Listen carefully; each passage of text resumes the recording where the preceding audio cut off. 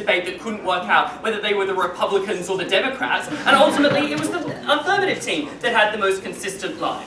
I'm going to take you through a little bit more of that consistent line, and also noting particularly the words in the topic and the model as set up by the affirmative team, in whether or not it was fair to impose a moral obligation to assist the poor, and secondly, whether or not our moral obligation would get better outcomes than theirs in my two themes. So firstly, was it fair to impose a moral obligation to assist the poor? So firstly, this is a debate that does not say you must maximize absolute happiness in all instances, absolutely. The topic actually says you need to effectively alleviate suffering. And that was why, as part of the affirmative team, we set up a pretty simple case in which we said that, sure, we did kind of accept a subjective standard as to whether or not we would be able to limit that suffering, and ultimately we introduced the criterion of effectiveness. So yes, we were being subjective, but in that way we were also avoiding the absurdity of the negative team's model. The negative team did point out a lot of criticisms as to why an absolute obligation to, in all circumstances, mitigate relative suffering, and that might ultimately mean that a homeless person in New York would have to alleviate the poverty of someone in Africa. That's why it wasn't our case. And therefore, that's why we introduced what we accepted was a slightly inferior but subjective standard. I'll go on to that in a little bit more detail in a second. Ultimately, they went into a little bit more detail, and we're heading upwards in terms of the burden we're accepting. But they said, oh, what is essential in the, I knew the sitting judges would appreciate that. But what is essential in the first world is considered still a luxury in the third world. Firstly, again, we kind of identified, and the topic did as well, some things that objectively fall into the categories of luxury and something that falls into the category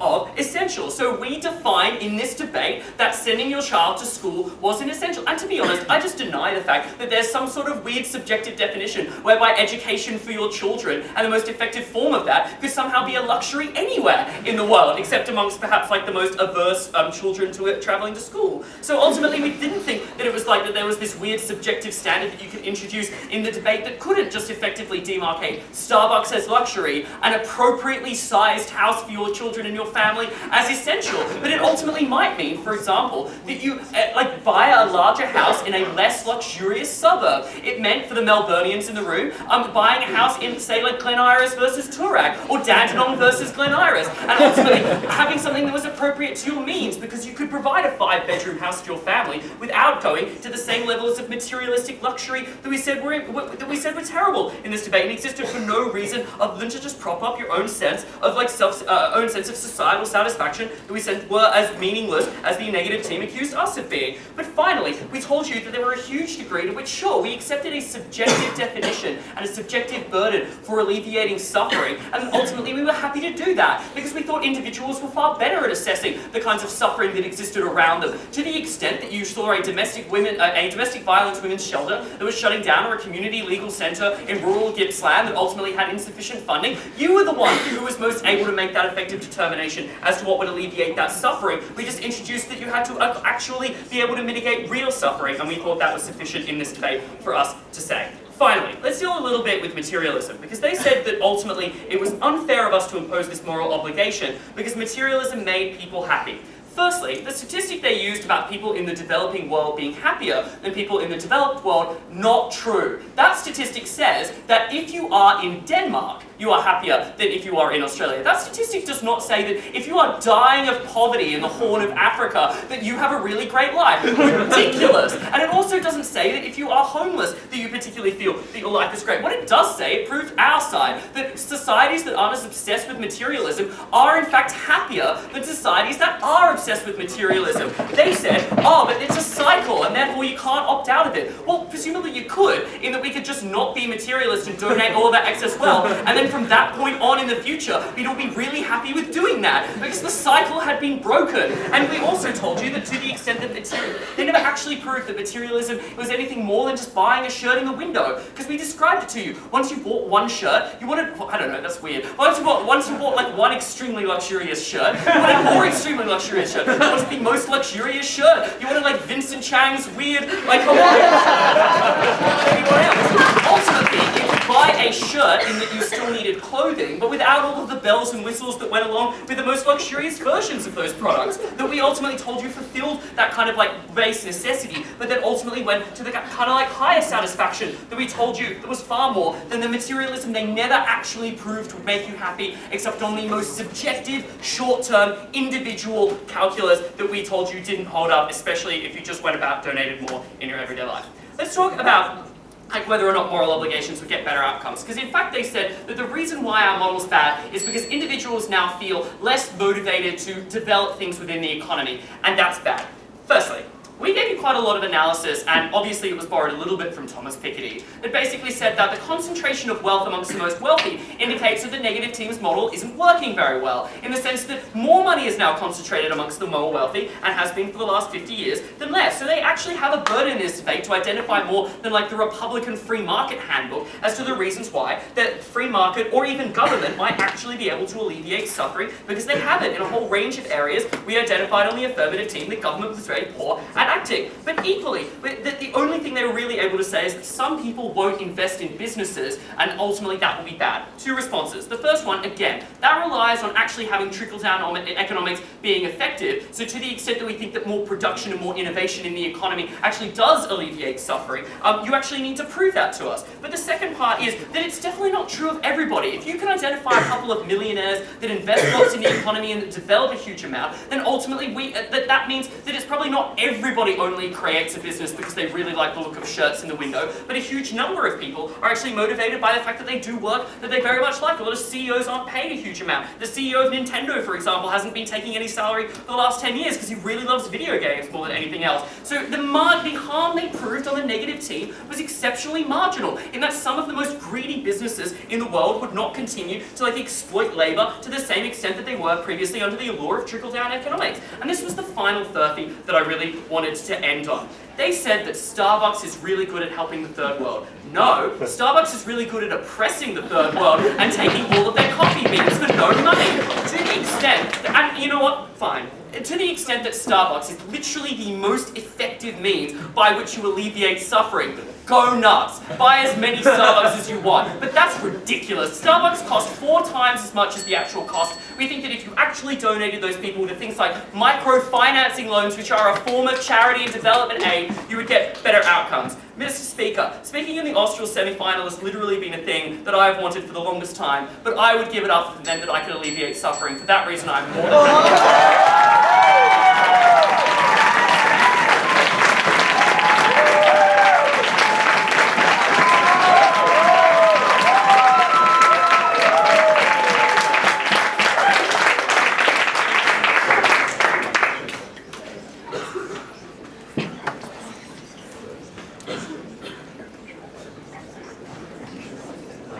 I'd like to thank the third speaker of the affirmative for his speech and invite Lucy Harris to conclude the substantive portion of the debate.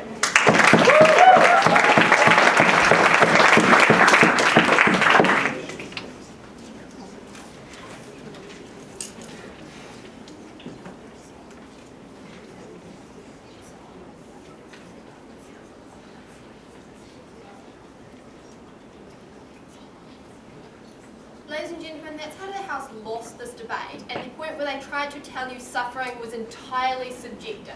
Because at that point, I was totally free this morning to decide that I would suffer more without my coffee than people would in the developing world if I donated that $4 to a charity. We tell you that if they want to pretend that suffering is objective, they're not really imposing any moral burden on people. But we also don't think that there is the kind of absolute moral duty to maximize happiness that they wanted to tell you exists in this debate. Lastly, we told you that we don't think donating to charity is even a particularly good mechanism for alleviating the kind of suffering that they wanted to talk about. No response down their line. Let's talk about 3 things in this debate. Firstly, what is your moral duty to others in terms of your discretionary income? Secondly, is charity a good mechanism for alleviating suffering in the way they wanted to tell you? Because what we told you is a consumerist culture often helps develop growth within the developing world and helps the vulnerable people they wanted to talk about. Lastly, what are the actual consequences of their principle? Because that's something they've never actually wanted to talk about. We think it leads to some pretty uncomfortable consequences. They haven't wanted to deal with that. Let's look at your moral duty to others.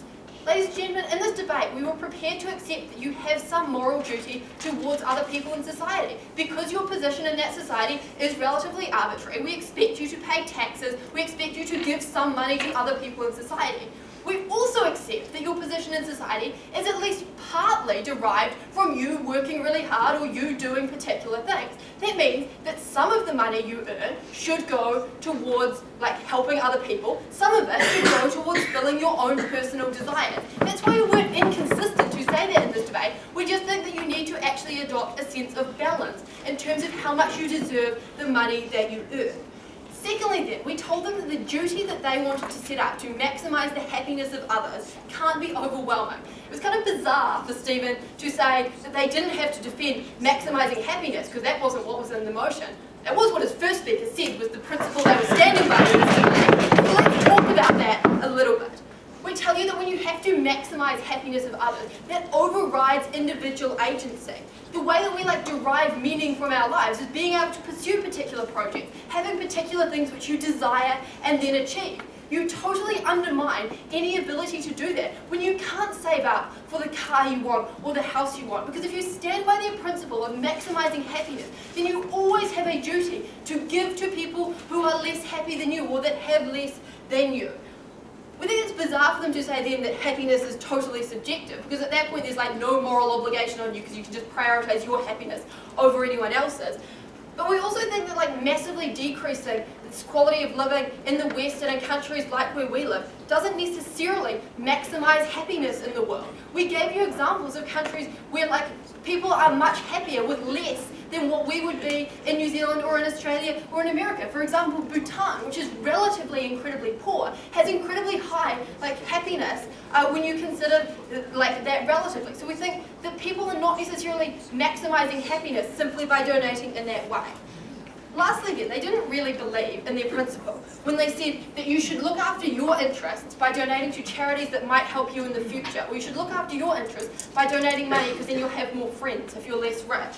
Okay, if it makes your life better to donate to charity, we are more than happy for you to do that. We're happy for you to prioritise your happiness by donating money, because that's what we stand for in this debate, right? But we secondly think that if you're making decisions based on whether or not that is going to benefit you in the future, then you are doing exactly what we stand for. So that is actually a point for our side of the house. They didn't really believe that people should donate to charities or that people should alleviate suffering if they thought that people should donate to charities that would then help them in the future. Ladies and gentlemen, you do have a moral duty to others in this world. This duty just cannot be absolute. You should not have to donate everything in order to alleviate that duty. We think people do have some right to what they have earned. We're happy to stand for that. Secondly though, is charity even a particularly good mechanism for alleviating suffering in this way? Because what is this donation actually going to look like? They said people will just donate to a wide range of charities and that will be a great distribution mechanism.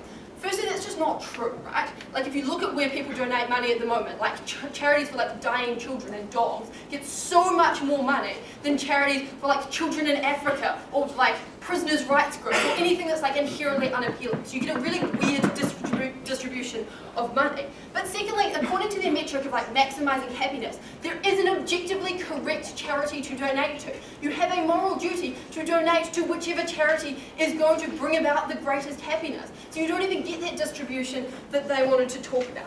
Secondly though, we told you that consumerism can actually be a really good mechanism for development. So, that side of the house destroys Starbucks. It also presumably destroys Apple, Nike, BMW, anything which would be considered a luxury good.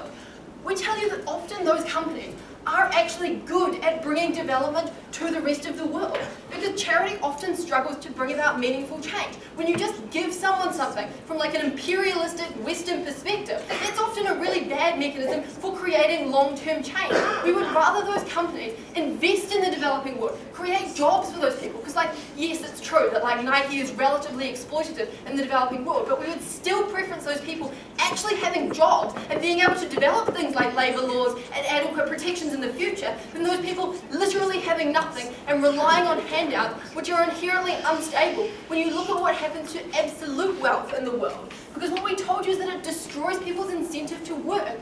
to a like great extent, humans are inherently relatively selfish, and at the point where you destroy any individual ambitions you can have, because you can never have the luxury goods or house or car or even shirt that you might want, we think there is far less incentive on people to work particularly hard, to innovate, to ever go beyond what you would earn to provide the absolute necessities for your family. That means you actually have an absolute net wealth that is far greater. You have far less investment going into those countries and helping those vulnerable people that side of the house wants to talk about. That's why we're actually relatively happy to stand behind consumerism and materialism in this debate. So we think it does have trickle-down effects, which are beneficial to creating genuine development for who they wanted to help.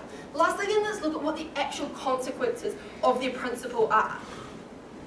Ladies and gentlemen, lots of people do suffer in this world. That's unfortunate. But the consequence of their policy is that in a world that has limited resources, you have to help those that are suffering the most. That's their moral principle, right? At the point where that is what they are trying to stand behind, they cannot simultaneously say that suffering is subjective and you can just help whoever you want. Because under that metric, you're allowed to help anyone that is suffering with your money. So you can buy me a coffee because I have a really bad caffeine addiction and will suffer if I don't get that Starbucks. That means that you're not necessarily helping the people that need it most. You're not necessarily even helping the people who are going to benefit from that money. So they can't, like, presumably people are making that moral calculus under the status quo. They're deciding that where they are putting their money is where the greatest happiness is going to accrue. Unfortunately, because humans are relatively inherently selfish, they decide that they would suffer the most if they didn't buy that luxury good. If suffering is subjective, their moral principle doesn't work at all. But we also think that absolute wealth is going to be reduced. We think that the net harm to the world of nobody having any incentive to innovate, nobody having any incentive to earn more money or to work harder, it is lost. And we think that that is incredibly harmful to trying to help the most vulnerable people they wanted to talk about. We do have a duty, ladies and gentlemen, to other people. That duty cannot be absolute.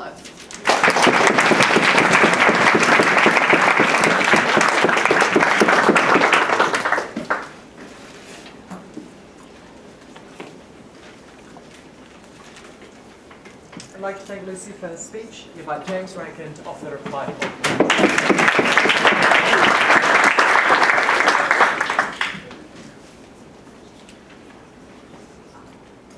To win this debate, they had to say that suffering was to some extent objective.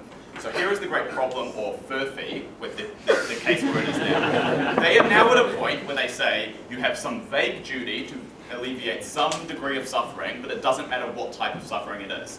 The great irony for that team is that for any person in this room, that could be the choice to have your, not having your cup of Starbucks in the morning could be a larger amount of suffering to you than where else that money could be spent. So far as you accept that that is true, this side of the house has taken this debate. So I firstly want to look at whether or not there was this absolutist duty in this debate, and secondly I want to look at this issue of outcomes. Because the duty that they set out at first was that you have some duty to alleviate suffering that comes from the lottery of birth. They used a lot of rhetoric. They talked about homeless people, for instance. They talked about people in domestic violence shelters. What did we tell you?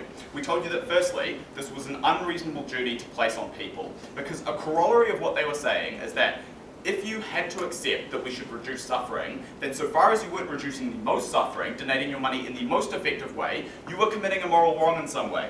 They tried to escape this at second when Molly stood up and said, well, suffering is subjective, so that means that, you can just donate it wherever you want. The problem with that is that's essentially the status quo, right? Where you can donate it, you can choose how to reduce suffering in the way that best suits you. For lots of people, that applies to your own life. So you might think that you suffer more by not buying Vincent's shirt, whatever shirt that is, or how else you want to reduce the suffering in your own life. They had to argue that suffering was objective in some way, because they couldn't win this debate if they didn't.